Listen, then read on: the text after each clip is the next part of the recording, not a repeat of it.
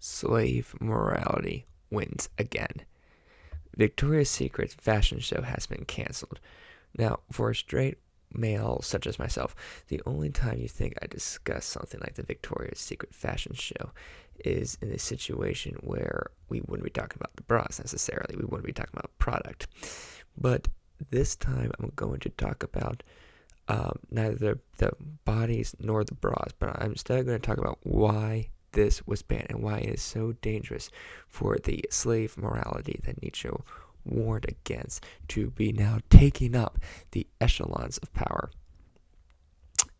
As some of you might know, the slave morality is the morality of the masses who are convinced that they're of their own moral superiority, despite the fact that at a different time in history, the morality was different.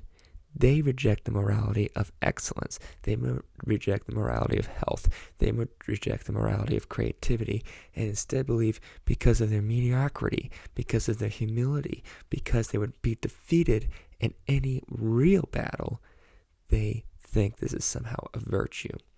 You see, those who craft themselves to be beautiful, healthy specimens, I'm not saying are all,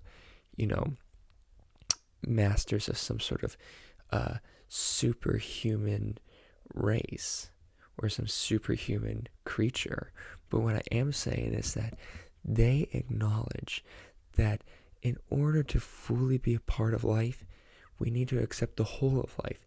And that includes all the suffering, all the trials, all of the grit and ugliness that is involved in shaping ourselves to who we really become. Sometimes when I'm exercising or I'm working out, or when I was, on a college athletic team briefly, I sometimes thought to myself, nothing else matters except right now. And that's the master morality going. That's the master morality saying the only thing that happens isn't what's in the past, it isn't what is in the future, it's life right here, right now. That is life-affirming morality. The slaves buck the notion of objective science. The slaves buck the notion that strength is better than weakness, that being healthy is better than being sick. Obesity is a disease of modernity. It is not good to try to champion your ill health. It is not good to champion your weakness. It is not good to champion your mediocrity, because we know in any other situation, that mediocrity, that illness, that disease, that humility will be trampled by honest, life-affirming, and forward-driven people, the masters, those who wish to dominate. It's only because of the decadence of modern culture that these people can't assert themselves. And I'm not saying that supermodels are necessarily master, morality exemplars here. But what I am saying is they have interpreted, I think, and I can't get into their mindsets, but I do think that many of them interpret existence in a way that is truly life promoting. They believe that they are creative, and they are in the sculpting of their form, their bodies. We need to do the same. And I say this as a red pillar, we red pillars need to do the same if we wish to truly affirm existence, if you want to be Bonapartist.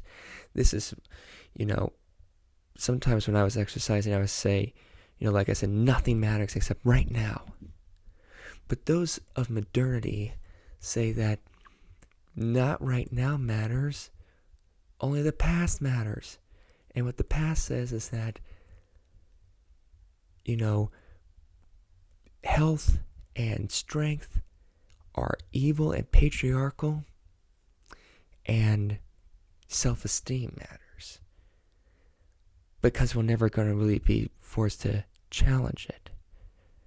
We're never going to be forced to really measure ourselves up, unfortunately, in the modern world.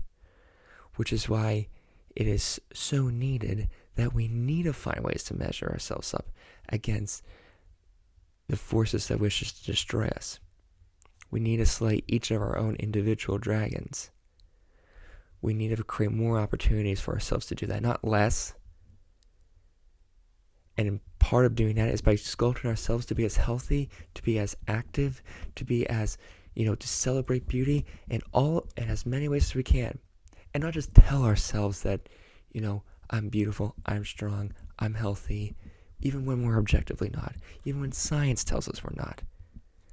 The body positivity movement is the exemplar of slave morality. It is slave morality in its clearest sense. And that is why it is wrong to ban things like this. It is wrong to demonize beauty, which I think is what we are heading down towards. This is about the demonization of beauty. Beauty ought to be self-preserved. It ought to be sacred because it is what we create. We humans create what is beautiful. And that is what makes us human.